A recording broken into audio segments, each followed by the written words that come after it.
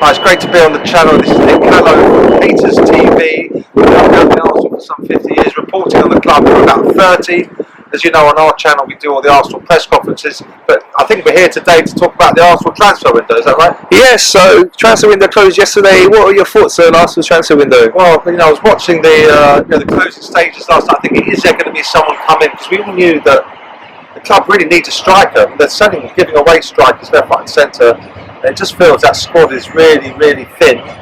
The only way you could look at it is that Arteta, managers before, fans, we've been crying out to get rid of these deadwood, almost too many average sort of players, and now I think pretty much most of them must have gone now. It's a hell of a lot of money off the wage bill too, so it does mean come the summer there'll be money to burn because the wage bill will be so low and they'll have money in the bank, and if they can get a top 4 place too, they'll be able to attract even better players. Okay, and what are your thoughts on Aubameyang leaving? Yeah, do you know what?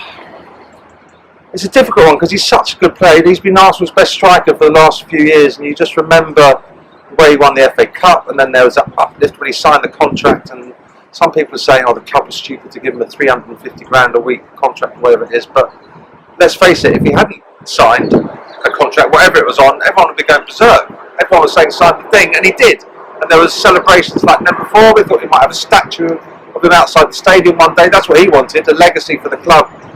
But it's quite clear that he was not pulling his weight as a team man. Arteta's trying to create a real sort of unity here amongst young players. If he's the captain, setting a bad example, then I think it's right to move him on. And I'll tell you what, I think that was pretty difficult to sell or get rid of a player earning the sort of money that Aubameyang was earning. I was reading this morning that saves the club 20-something million pounds. And if he's not been playing in the team, then that's good business. Yeah, I would have thought we could have tried to get a transfer fee for him, though, because he is still only 31, year and a half left on the contract. It just seems ridiculous, doesn't it, that you can sign a player for 56 million quid and then a few years later just give him away. But and that's I remember being in a press conference with Arteta, and he said this is not a sustainable way to run the club, giving away players, paying off their contracts, but it's just a process that they needed to go through to get everything in the order that they want to.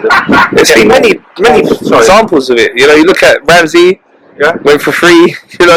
Look at Wilshere, he went for free. I know he's a lot of injuries and stuff, but we let him go. But he went for free. Kolasinac just now as well, mutual consent. Could have maybe got a few million for him. Okay, yeah. Just there's many examples of the fact that they've let players' contracts run down and they've just not managed the finances that well. It's not the only club where players are running down the contracts, and try and get a transfer fee for sale, isn't it? Not easy. Try and get a transfer fee. I love Jack Wilshere, Aaron Ramsey. They've had a lot of injury problems. Aaron Ramsey ran down his contract so he could go to someone like Juventus to earn 400 grand a week. You wouldn't get that if they charged 10-20 million for him as well. So you've got to see the players are sort of playing their part in this too. It works both ways. It does seem ridiculous. I mean, football is a balmy business. It's a balmy thing. People run it balmy, and it's frustrating. But Aaron Ramsey's playing for Glasgow Rangers now. Not one Premier League club came and said, "Oh, come here," did they? Jack Wilshere, as much as we love him, he's working hard at the training ground, good influence on the kids. He's not going to get a playing contract here, as much as we'd love to see him come in on a cup tie or on the bench. And no other club has come in with any sort of concrete offer from what you can tell to sign Jack. So, yeah, no, for sure it's difficult, but over the years we've had so many examples of it. Remember Nazari? Yeah. As another one. Terrible business. Yeah. It's like they're not learning. Like, come on, we've got to be a bit more efficient with how we do our business. There's not. Tottenham signed Ndombele for 50 million. He's gone for nothing. Dele Alli gone for free. Maybe money if he. Wasn't it 40 million? He's gone for free, but it could go up to 40 million if he, plays things and everything. What can't you remember? Oh, okay. So it starts at 0, yeah? It starts at 0, yeah. Oh wow. Okay, I didn't know that. Okay, so yeah, fair enough. It is difficult. We don't know what goes on with negotiations and stuff. As you say, players do make it difficult as well. Yeah. So it's hard for the club. But it's looking forward now. So our squad does look a little bit thin now. We let quite a few players out. So how do you think our top 4 prospects are? Top 4 is a long shot, and I was really pleasantly surprised to see how the team was getting up there to challenge. And I think as we speak, United are 4th, aren't they? And Arsenal's next game is Wolves away, depending when you're listening to this, and that's a really tough one. Midweek away at Monmouth. I mean, I don't know if you've been there. It's a tough ground to do well at. And the squad is thin. Just hope they come back from the bye and rested.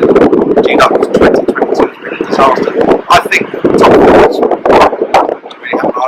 I would put my money on United just because they've got a bigger, stronger squad, players more experienced in getting over the line there. West Ham's still a danger. Let's hope Tottenham fade and disappear. All their fans seem to think they will too, because they've just got a couple of loan players in the transfer window, haven't they? I think realistically, Arsenal top 6. I mean, Europa League I would take, but anything but the conference really, because that's I used to say anything but Europa. But I mean, it'd be great to be top 4, but I can't really see it. Okay, and then if we don't get top 4, would you keep Arteta?